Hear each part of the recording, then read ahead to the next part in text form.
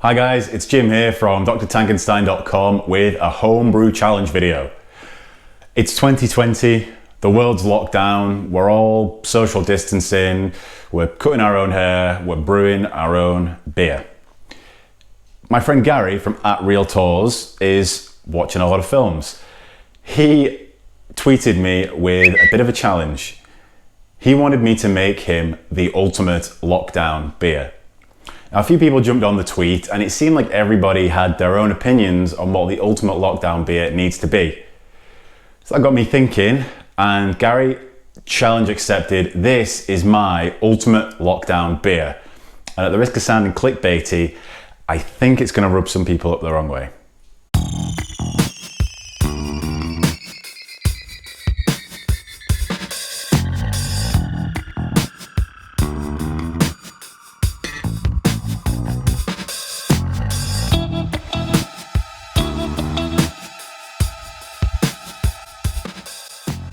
The challenge, as it was put to me, was to make the ultimate lockdown beer. A lot of people jumped in and it seemed like everybody has their own idea on what the ultimate lockdown beer would be. A lot of those pivot around strength and variety, spicing things up a little bit. I think the ultimate lockdown beer needs to be something else. So one of the big problems we're having with beer in general at the minute is there either isn't enough of it, or all that's left on the shelves at the end of the day is boring old stuff. At the same time, certain places are limiting the number of items you're allowed to 3 items each. So the beer I'm proposing is a beer that will be as interesting on the first one as it is on the last one. A beer that if you're only allowed 3 of them, it will go far. And a beer that everyone can enjoy. This is my idea for a MyPA. So what I'm making here today is basically a pale ale, a souped up pale ale. A pale ale has a starting gravity of 1.1, so it's going to end up at about 10% alcohol, and it has 100 IBUs. The reason I'm going so big with this pale ale is because I want it to be diluted. I know. I want it to be diluted with whatever it is you want to dilute it with. If you like pineapple beers, put some pineapple juice in there. If you like mango beers, throw some mango juice in there. If you just like pale ales, dilute it with water, I don't care. The idea is that you can dilute this beer to make one beer into 2 beers or 3 beers, and at the end of the day, you've still got a beer that's 5% alcohol and it still has 50 IBUs in there. So how am I gonna make this beer? First off, I have Marisotta coming in at 40% of the grist. Now, Marisotta is a very flavorful base malt. This beer needs a lot of beer flavor in it because it's going to be diluted at the end of the day. So you've got to have flavor. The remainder of the base malt is pale ale malt. Pale ale malt, a little bit less flavorful than Marisotta, a little bit lower color, but still well worth putting in there. And it's going to provide us the sugar that we need to get up to that massive alcohol content. Crystal malt. Now, this makes up 15% of the grist. I know that crystal malt can get a bit much at that percentage, but remember, we're diluting this beer. So any of the deleterious effects that come along with such a high amount of crystal are going to be reduced when we dilute it with, pineapple juice, coffee, water, whatever. So 15% crystal will give us a nice sweetness, residual sweetness that once diluted will hopefully remain. Finally, it wouldn't be a Tankenstein beer if it didn't have oats in it. I'm putting 15% oats in there. I've kind of made a balance here. I would have maybe gone a little bit higher in oats, but I don't want it to be super hazy, and I don't want the actual brewing process to be a pain in the arse. So 15% oats is going to give us a real full-bodied beer that even when diluted will still have a nice mouthfeel and a good creamy head on it. Hops. 100 IBUs in this little beer. First off, I have Northern Brewer, just because I like it. So Northern Brewer, kind of a nice classical workhorse hop, gives you a little bit of a minty flavor almost, kind of spicy, nice and floral, real good bittering hop. So this is going to go in at the start of the boil to give us a good base bitterness. This is going to be about 50 of our 100 IBUs. Next, an old favourite of mine that I kind of stumbled upon by accident. This is New Zealand Green Bullet hop. This is an absolute unsung hero of hops in my eyes. It's got a reasonably high alpha acid content, about 12, 11 to 15%, this is about 12. And it has all those lovely fruity flavours that you would imagine from a New Zealand hop. So this Green Bullet is going in about halfway through the boil, and it's going to give us the rest of the bitterness, and it's going to give us some lovely hop flavour as well. Finally, it just wouldn't be a pale ale without some Cascade. Now these are going in as pellets simply because that's all I have. We're on lockdown, the shops are closed, I'm working with what I've got here. So Cascade's going to go in with just 10 minutes to go, just to give us a real nice hop flavour. This, I've got 10 grams, I'm making a gallon, so it should be quite hoppy in the end. Yeast, I'm using good old faithful SO4, Safale SO4 English ale yeast. I know what you're thinking, should I have used an American ale yeast for this kind of beer? No, I shouldn't, because I've got a secret weapon up my sleeve that this is going to help me achieve later on. I'm going to do a single infusion mash. I was considering, with a beer this big, doing a double mash. So basically mashing all my base malts in one mash, removing those and mashing the oats, the crystal and a bit of base malt afterwards. I don't want to do that. I have this nice 10 litre pan here. I'm going to mash into 7 litres of water, which this whole grist comes to about 2.5 kilograms. I'm going to mash into 7 litres. It's going to be thick. There's going to be a lot in there, but that not using a brew bag, just having the whole mash at a single infusion means that I can heat it as I like. I can add a little bit of cold water if necessary to cool it down, and I can, all importantly, keep it moving. This is a big beer. It's going to need a lot of attention. So let's get the grains in.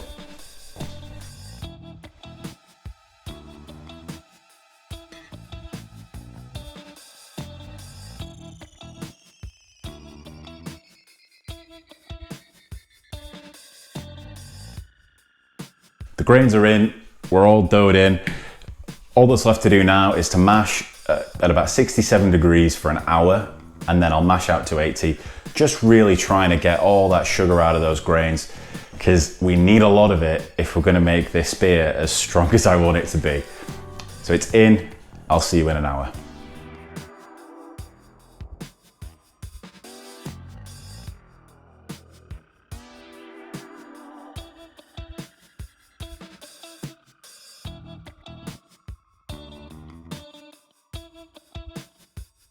Okay, so my single infusion mash is finished. We're mashed out, we're currently about 80 degrees. The only thing left to do now is sparge and water. Now, what I'm doing here, because this is quite a big brew, I just have a brew bucket with a brew bag kind of stuck in place. You might be wondering why I didn't just use the brew bag in the first place and save all this. Just because it's such a big brew, I just wanted to make sure that that I could stir it, that I could keep it moving, you know. So I'm just gonna remove a few spoonfuls first.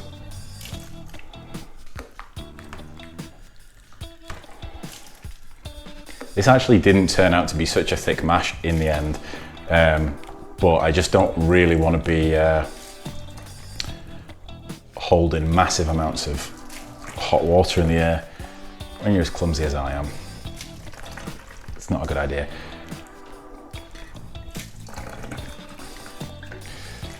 So I'm also going to sparge this, just because I'm going to lose a bit of volume. Because there's so much grain in there, I will be losing a bit of volume.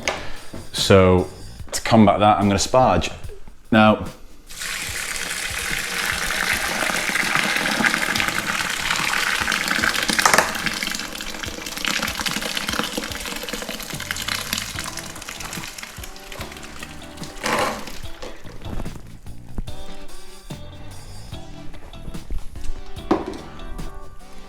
and the sparge water has also been treated. The water profile I'm using for this is kind of a barley wine. Like I say, this is a pale ale, but it's a pretty mega pale ale. So the water profile is closer to a barley wine. So you have a nice amount of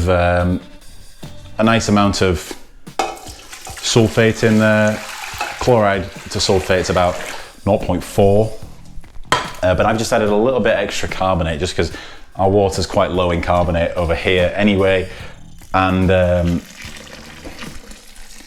this is a MyPA after all, not a barley wine.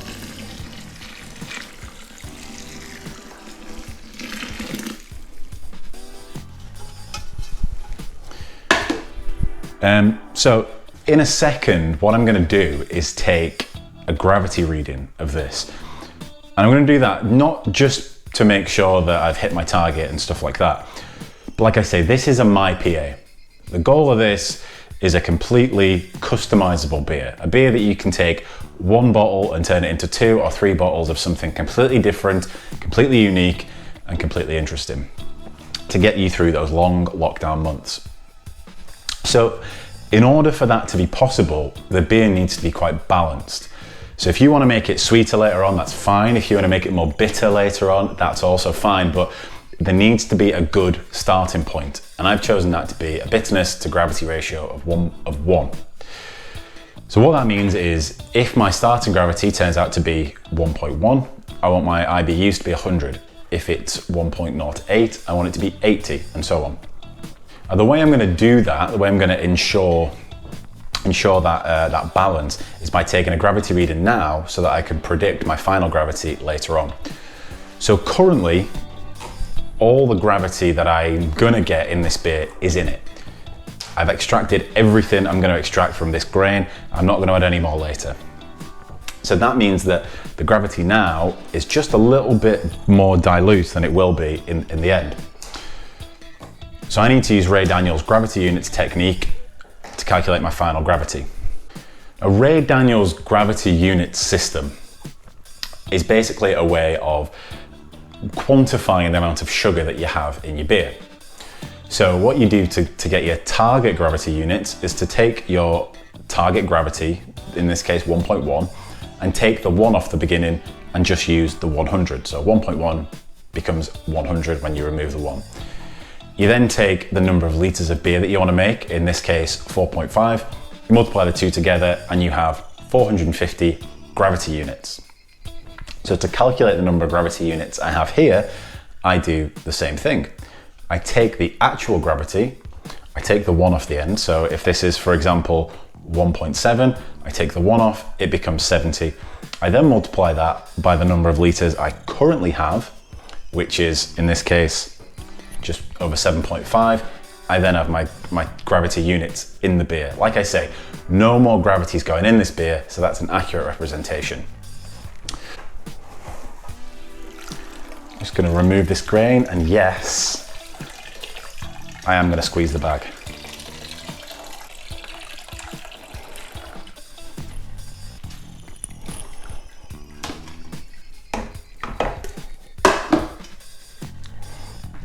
So let's take that gravity reading.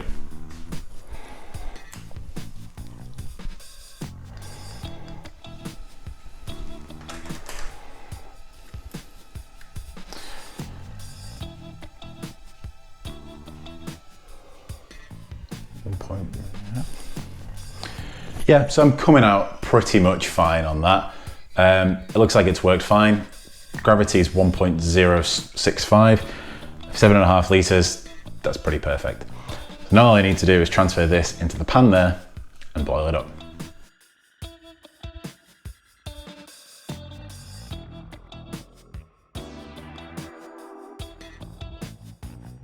Okay, so my wort is boiling. The hop break has broken. It's time to add some hops. But before I do, I'm just going to run you through something that I've kind of a precaution I'm going to take. So because this beer is so big, because it's such high gravity, what I'm going to do is I'm going to just make a small vitality starter for the yeast. Basically a very low gravity environment for the yeast to kind of wake up in, I guess. If you throw your yeast into too high of a gravity wort, it's just too harsh an environment. So what I've done here is I've taken a little bit of my boiled wort, my sterilized boiled wort, added some cold water to it to dilute the gravity. So this should be about 1.04 gravity now. Then I cooled it down under the tap, just ran this whole thing under the tap to cool it down. And then what I'm going to do is take my yeast. I'm going to take a whole packet of SO4 in this. Normally I wouldn't. Normally I would use about half a packet in just a gallon batch, but since we're going big, I'm going to use a whole packet so I don't underpitch. And this literally just all goes in.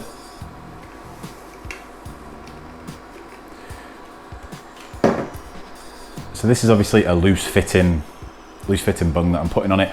Now this isn't really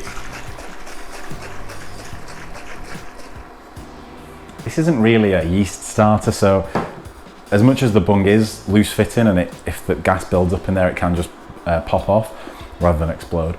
There's not really time for the yeast to really get going enough to generate a significant amount of gas, so it's fine. This is really just to kind of preserve your yeast health, get them awake, get them ready for the big game, so to speak.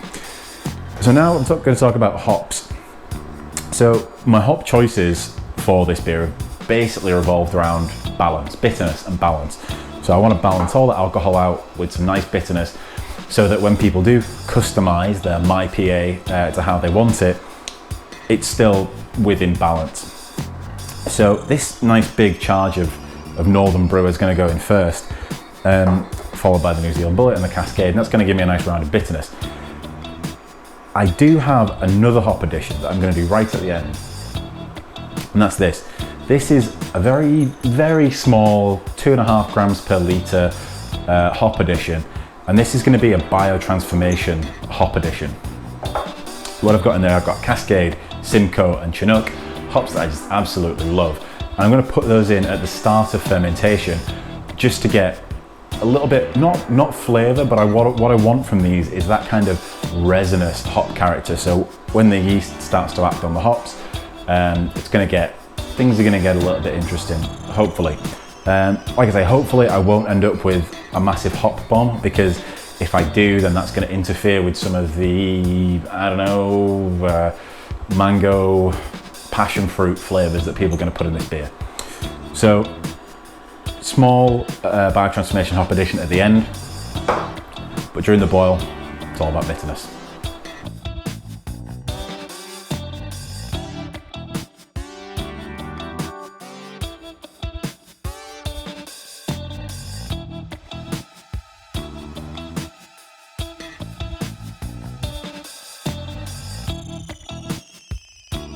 Boil's finished, went down the fermenter. All that's left now is for me to add my yeast. As you can see, my yeast starter that I made is already yielding some nice thick krausen. Actually, it's quite impressive that just an hour on the wort and the yeast's working away. So hopefully that'll be a little bit happier when I dunk it into this super high gravity wort. Obviously, about a day after I do that, I'll add these dry hops, and really that's it. We're done. That's my answer to the Homebrew challenge. I heard the challenge. This is my call. This is my ultimate lockdown beer, the MyPA. A beer that will go further, will never get boring, and that everyone will love. And perhaps most importantly, isn't just a shandy. So if you guys have your own ideas on what the ultimate lockdown beer is, please let me know, post responses. I'd love to see your version of the ultimate lockdown beer. We will have a tasting for this because, let's face it, there's nothing else to do these days. Please guys, go over to Twitter, follow me on Twitter at Dr. Tankenstein, head over to drtankenstein.com for the blog, subscribe to the channel, and stay safe. Cheers guys.